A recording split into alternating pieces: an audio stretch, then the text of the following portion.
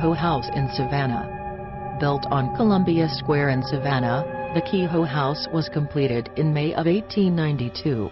It was built for William Kehoe and his family. They lived in the house for a number of years with their children. It is known that some of their children passed away inside of the house. Guests to the Kehoe House have reported all sorts of haunted events happening to them while staying at the Kehoe House. With children passing away in the home, it is no coincidence that the ghosts of children, and some of the most reported ghostly occurrences in the house. One of the stories that doesn't want to do, despite being debunked pretty heavily, is the story of two of the Kehoe children getting stuck in the chimney and dying. This didn't happen. Guests to the Kehoe House also often report the feeling of someone touching them while they sleep. The smell of perfumes from an age past have also been noticed wafting their way through the hallways or bedrooms of this haunted Savannah bed and breakfast.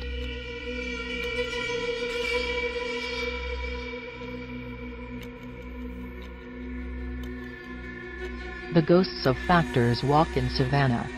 The most overlooked areas in Savannah might be Factors Walk. Located between Bay Street and River Street, Factors Walk gets a lot of foot traffic, but very few people know what happened in this alleyway. The Grave Tales of Savannah Ghost Tour will take you down into Factors Walk in order to show you some of the hidden secrets of Savannah's past. The ghosts that call Factors Walk home have some of the most heartbreaking stories in Savannah. Families were torn apart, murders, accidental death. Factors Walk has seen it all. All of the slaves that were brought into Savannah for market through the sea passed through Factors Walk.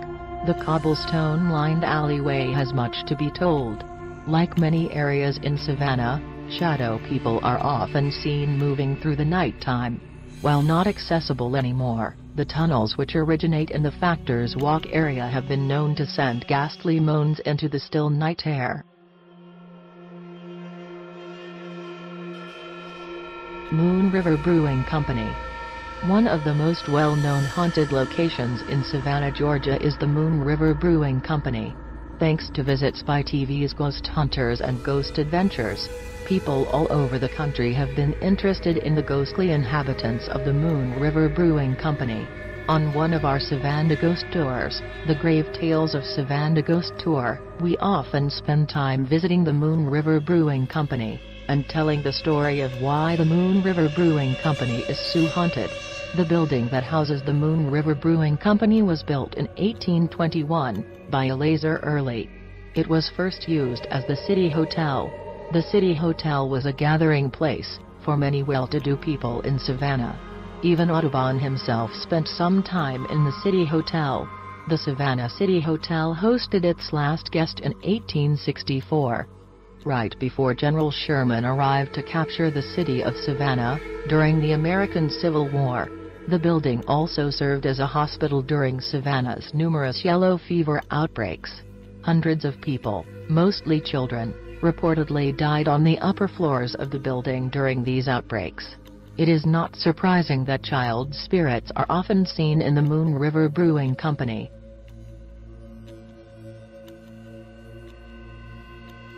(1790 Inn).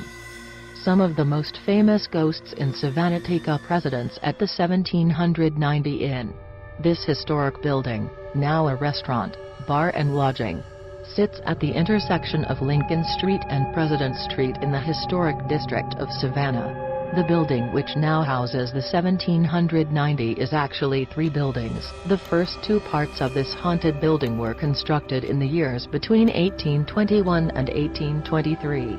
A third part, the eastern part of the building, was built in 1888. It doesn't matter which part of the 1790 you find yourself in, the possibility of having a ghostly run-in is high at the 1790.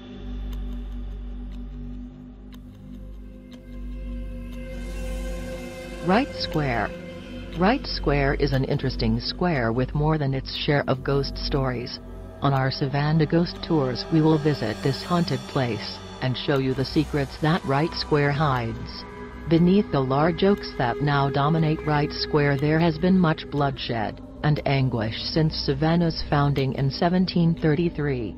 Wright Square was one of the original 4 squares to be laid out in Savannah. The first white burial ground was located at Wright Square.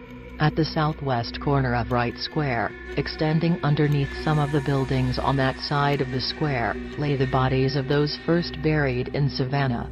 We will point out the exact location on the ghost tours. A common theme you will see in Savannah hauntings is one of buildings and roadways being built on top of burial grounds. Also, Wright Square was the location of gallows here in Savannah. On our ghost tours we talk about how crime and punishment was dealt out in early Savannah. And of course, you will hear the true story of Alice Riley, the first woman to be sentenced to death in Savannah.